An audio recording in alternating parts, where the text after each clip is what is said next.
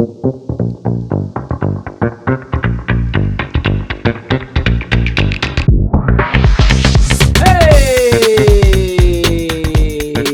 everybody.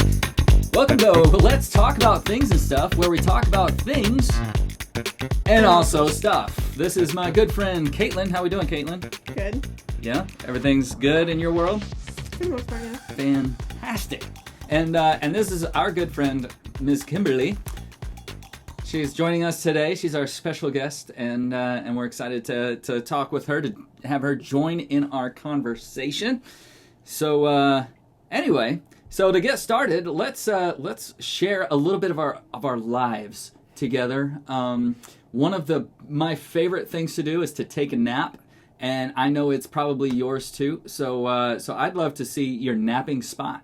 In fact, why don't we just plan this afternoon to go take a nap, and before you take your nap, just take a picture of wherever it is, post it on your socials or in the comments or wherever you choose to do it, and we'd love to see that. So, yeah. You love a good nap. So. I do love a good nap. It's hard to beat a good nap. I sometimes take I fall into a micro nap, just randomly. Like I did that this morning, actually. And I was in a meeting with Kimberly and Rachel. Oh, I missed that. and I was talking to you. There was a lull in the conversation. They were talking to each other, and if you don't talk to me specifically for about 5 minutes, and I'm in the right mood or whatever, I'm out. It's especially after dark at night. I could be sitting up, actively involved in the conversation, then 5 minutes later, completely out. It's awesome. Okay. Yeah. Okay. So Kimberly, you're on the hot seat. So here's our question for our guests. You're writing a book. You're not writing a book, but if you were going to write a book, what would it be about, and what would you call it? Ooh, mine's not very deep at all. But if I were to write a book right now, I don't have a good name for it, but it would be everything weird, awkward, humorous, and helpful that people say when you're pregnant. So, because I have lots of things in all of those categories since people have found out that I'm pregnant, of the things that they say that are funny, the things that they say that are awkward and weird that turn funny, and then just the helpful things they say. Oh, nice. Mm-hmm. Yeah. So that, I don't have a clever name for that. But, yeah. I think that could be what to expect when you're expecting. I think that's taken. Weird things people to say when you're expecting. Weird things to expect. Well, it's interesting. People come from a really good place. They just try to connect with you. Yeah. And people's way of connecting are either just being really excited, or they're thinking of what they're currently struggling with in parenting and saying, just you wait till you experience this, kind of as their coping method. Yeah. Or they just want to comment on my eating habits. Yeah. Something like that. So you just kind of have to laugh. My favorite is the warning, oh, look out. You're not going to sleep at all for 6 months. Mm-hmm. Yeah. Yep. Yeah. Oh, you got to keep eating for that baby. Thanks. I didn't know I was eating. Did you ever have any of those awkward moments before you became a expecting mother? No, not as many. No, there have definitely been an uptick the last couple months of people just wanting to share their excitement in unique ways. I've had many. Oh, okay. Yeah. Many. People saying, just you wait, you're going to be tired one day. No, me saying things to other people. One time, I have 2 sister-in-laws, and one of my sister-in-laws was expecting, mm-hmm. The other was not.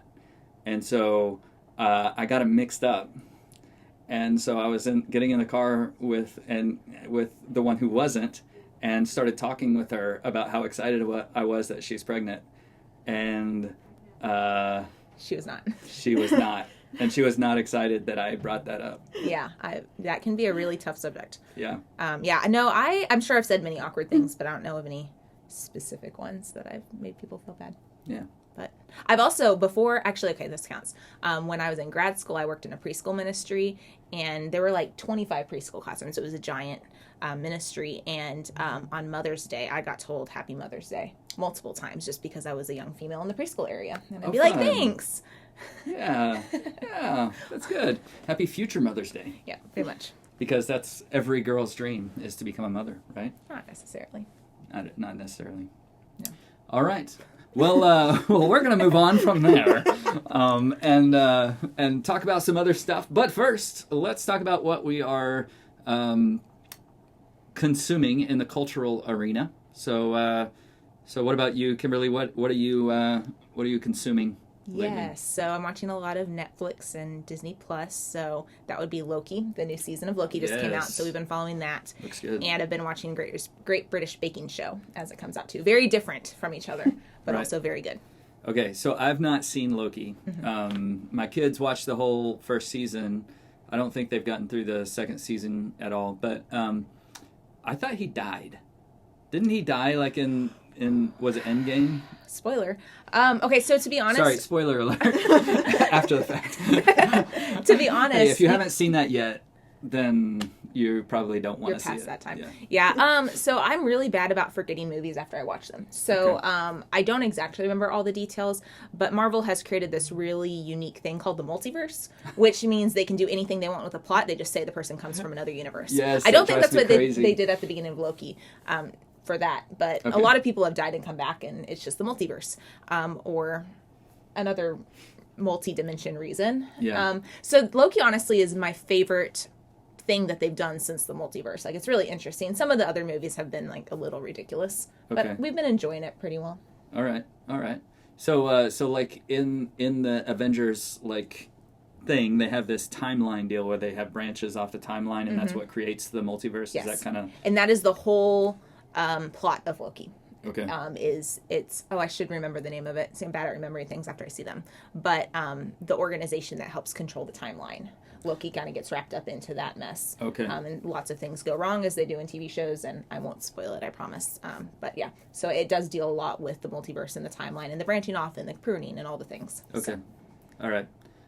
You don't know this because you haven't been in part of this conversation, but I've been watching Marvel's Agents of S.H.I.E.L.D., and they do a lot of stuff with timeline. I have not seen that Yes, one. I didn't and realize it came out it until was- like a week ago or something. Yeah, it was like I just finished the entire series a couple of weeks ago, and yeah, Did you like it? I've heard mixed feelings about I Agents of loved S.H.I.E.L.D. the series as a whole, but a lot of the stuff they do with like Agent Coulson, like dying and then coming back and then dying again and then coming back and then dying. He just keeps coming back. And I don't think it's too much of a spoiler to tell you that he makes it all the way through to the final season because he dies He's the and main comes character. back every single stinking time, and it drives me crazy. I watched a TV show once where the end of the first season, the main character died, and that's how they ended the show. I didn't know it had gotten canceled, and so there was no multiverse in that one. They just Right. were like, well, the bad guys have to win because the show got canceled. See, I can respect that. I can respect a show that kills a main character and then moves on from that. Oh, they didn't move on. The show was over. Well, right, yeah. NCIS did that. Like at the end of the first or second season, one of the really main characters gets shot in the head, and you know them, right? Yep. And It's one of my dad's favorite shows. yeah, right. I So- owned the first 12 seasons on DVD. yeah. No shame. So you remember that I happened, think I and owned them on DVD as well. DVD. Yeah. I had it on VHS. So Oh, no, just kidding. you I'm just win. kidding. Okay. I win because I'm the oldest in the room. All right. Okay, Caitlin, what are you consuming these days? I want to talk about this past week of football. Okay. Because it About was- Taylor Swift in football or Absolutely not. no? Okay, good. No. But it was one of the most weird weeks because of the ref calls and like of who was favored and who actually won. Like both of the last two undefeated teams lost. Mhm. Two teams that they didn't really seem like they were going to lose to. Yes. So, because the Eagles lost to the Jets and the 49ers lost to the Browns. That was heartbreaking for me. I was wondering how On you're more going than to one level. feeling Yeah. after the 49ers lost. Yeah. And it was a terrible, terrible game. Yeah. I lost two of my main fantasy players, Debo and McCaffrey. Yep. Yeah. And I lost to this lady here in fantasy Heartbreaking. football. He was undefeated Yeah. and not anymore. Okay, I'm not going to talk about this anymore. Okay, so what else about the NFL? It was a crazy weekend. Although I feel like it's been crazy. Like, yes, it was crazy, but this entire season's been crazy. There's a really interesting, have you heard of this YouTube person? I don't know his name, but he produces videos every week called If the NFL Was Rigged, Week 1, If the NFL. So he, like, looks back on the previous weekend's games and, like, pretends they all had a meeting to, like, decide what was going to happen. And it's really funny. how they do it. I'll have to look at So- that. I'll have to check that out. Yeah, too. I bet you could find it if you just do if the NFL was rigged. He's not. He might be an Eagles fan. I don't actually know who he cheers for, but he's a YouTube influencer. If the NFL was rigged, Taylor Swift starts dating Travis Kelce. Are you bringing back And the yes, I theory? am. And then the Chiefs and Eagles meet in the Super Bowl, and Yeah. Kelsey is so distracted. All right. Well, I over the weekend, Misha and I watched this movie called Lars and the Real Girl, and it is an amazing story of mental health and like how community kind of can wrap around somebody to help them work through a significant thing. But it's Ryan Gosling as this sort of loner guy who's living sort of in the same house, in a family house with his brother, played by Paul Schneider, who was in Parks and Recreation as Mark Brandanowitz. So Ryan Gosling plays this character who, for a reason that is revealed through the movie, so I'm not going to tell you, has this sort of break with reality and orders a life-size doll, and like starts dating the doll, and it's really weird, and nobody knows what to do with it. But they all, the entire town, the church, everything that this guy is involved with. Like incorporates this guy's delusion into their everyday life. Like she becomes part of like the city council or something like that, and like just to keep this thing going, and it helps him. He was having trouble like connecting with people. And so he was using this doll as a proxy for his human connections. Instead of his human connections, or to connect with others. In order to it was like the middleman. Yeah. So the doll was sort of helping him to connect with other people, which he had a hard time doing anyway. But through the course of the movie, it helps him work through his stuff, and it's a really beautiful ending. And I won't spoil it for you, but it's a really, really good movie. It's got a couple of things that you might kind of be careful about, but it's almost completely clean and a little bit of language, but it's a good movie all around. I highly recommend Lars and the Real Girl. If you're in the mood for a thinking movie and a movie that's going to make you feel stuff, that's a good one. Cool. Yeah. All right. Well, hey, it is time for our From the Headlines portion of our show. So let's talk. Okay. I was looking at some headlines, and I saw this one about Temu. Have you guys experienced Temu? I don't even know how to Temu. Temu? Temu. At first, I thought it was Temu, like Texas A&M University. Yeah, right. I was like, wait a second, this doesn't make sense. Right? Temu. No, yeah. Have you bought anything off Temu? No. Am I saying that right? Do you know? I've heard Temu, so I've just assumed Temu. that's how it's pronounced. Temu. A few Are they- years. Sorry. Are they related to Shine? Or are they just both Chinese companies? Because they're kind of in the headlines together. Okay, so I think that Temu is, I forget the name of this company that was like 5 or 6 years ago, became this major thing. I saw it all over Facebook and stuff. But Temu, I think, is more like an Amazon of cheap stuff. So it's like, they're like the clearinghouse for all these other companies to sell their stuff through. And I think Shine is like one of those An companies. actual clothing company. Yeah. Okay. I'm not sure about that, but I do see them all over the place. Well, when I was on socials, I would see them all over the place. Like, especially Facebook. It would show up all the time. And so anyway, so it was revealed not too long ago that they're kind of keeping their prices low, these companies are, by using slave labor.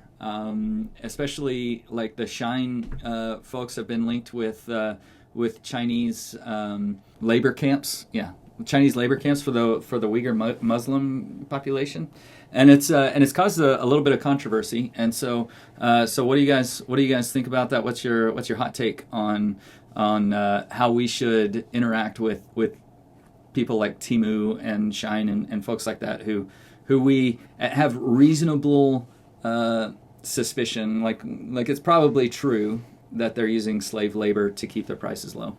So first, I need to comment. The way you guys pronounce that second company, How is it actually pronounced? well, for how I pronounce it, it's Shein. Shein? Well, I just That's found out Lululemon is Lululemon and not Lululemon. So I'm open to correction. I'm not saying I'm right. It's just how I've pronounced it. So Shein? Shein. It's not Shine. Shein? I don't know the actual Shein. pronunciation of it. Is it the Shineheart Wig Company? Y'all don't know that reference. It's from 30 Rock. No, Sorry. Oh. you're old. I am old. But that's what I've heard, like when I've watched people doing, a haul video of what they got from Shein or whatever. I would I've heard trust the Shein. masses. Yeah. So that's what I've gone with. Okay. So Shein. I'm going with Shine. I'm just gonna go with it. So All right. that company. okay. That Okay, company. and Hurricane Idalia. Idalia. Idalia. I'm telling you, it's like Vidalia. All right. So what do you think? What's your thoughts on how we should interact with companies like that? I mean, I've seen videos and things of like, oh, just boycott it. Don't buy anything. It is a cheaper alternative because it is so mass produced and on the cheaper side of things for a reason. Yeah. But I mean, I've never trusted the site. Yes, I'll admit I've bought a few things from Shein, but since then I've not bought anything. I've never even touched Temu or whatever it is. Yeah. Because it seems sketchy to me. It's not something I want to trust or whatever. So. Okay. But you can get AirPods for like $12. That's if they work, and if they are any kind of good quality. Right. I mean, I don't mind putting my money where the quality is when I know it's going to be. But that's an interesting thing because aren't AirPods made in China also? They are. So how deep do you dig into industry? And like, okay, cancel culture is so interesting to me because we'll all hop on a bandwagon, but then what we substitute with it may be just as bad. We just don't know it. That's very true. For the record, labor camps are awful. Like that, I'm not supporting that. Yeah. But it's just fascinating. Right. Depending on what our attention is set on, is what we all go and cancel. And then you switch to, well, let's buy Apple. I'm not saying Apple does labor camps, but I just have no idea. Like it's a mess of a mess. There's a whole, I think it was on Netflix, I saw several years ago, a whole show on how awful Apple is because they use underpaid labor in China to create all their products, and then don't give the people like all of the revenue that they get, and they don't give them nearly enough or whatnot. So essentially, it's just like it might not be slave labor, but it's definitely not fair. Fair pay for the work they're doing. Well, I've heard like Amazon warehouse employees going on strike here in the U.S. Saying that they're being overworked and things like that. And again, it's not slave labor, but when you start splitting hairs and boycotting and just yelling really loudly about something, where does it stop at some point? Because we all know the world's just messed up. Yeah, that's true. And it's not a new thing. Nike, I don't remember. I'm the old guy. It was probably late 90s. Maybe a little bit before then, even that Nike was called out for using Southeast Asian sweatshops to make their shoes, and so it's like this never-ending cycle of companies being called out for using these kind of shady ways to keep their costs low. But that's the capitalist way, right? Do anything you can to compete in the market. It can be. It can be. Corrupt capitalism, I would say. Exactly, but it's like one of the main arguments against capitalism by like the socialists would be like, see, capitalism, fosters this such high competition that people are willing to oppress other people to get ahead, right? But we're not talking about a capitalist country here. True. That's. I mean, China is definitely not capitalist. Yeah. But so it's a mess. You can't simplify it. I don't think. That's true. That's true, and I also think that you're right about the whole, like, you can't just shut one company down because every other company is great. There's, if you look deep enough, you're going to find shady dealings in any company that you're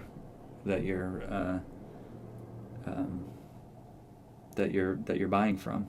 In fact, this guy named John Perkins wrote a whole book about how all of the major companies are involved in some sort of oppression and shady dealings and taking advantage of third world countries and wrecking their economies it's just a hard thing because it's everywhere, right? Because it's human nature to take advantage of other people for your own good, right? So what is like the Christians' sort of response to that? How do we engage with our economy, knowing that there are people who are being oppressed and all of that stuff? What's our relationship there? Should we like separate and like live on a commune and grow our own stuff and make shirts out of our own hair, or I don't know, or what's our response here? Like, I don't like oppression. I want to call it out. I follow international justice mission and all of that stuff as far as human trafficking and human oppression, slavery, all that stuff. But I also don't want to be complicit as part of that. I don't want to be complicit in the system that promotes that kind of thing. Mm-hmm. You know what I mean? Mm-hmm. So, well, and what makes you complicit, I think, is a key question. Like, I think right now everyone is saying if you're silent on a subject, you are now complicit. There's no space for not having an opinion, right? Right. And if you're complicit, then you're guilty. So silence equals guilt. So you have to be an activist about everything, but it's physically impossible to be an activist about every issue in the world. Right. Can't win. But so I don't know. What do you think? I genuinely don't know where to start with that, because I mean I'm looking at the question you are wanting to ask, like in our if your favorite brand used slave labor to make its products, would you want to know?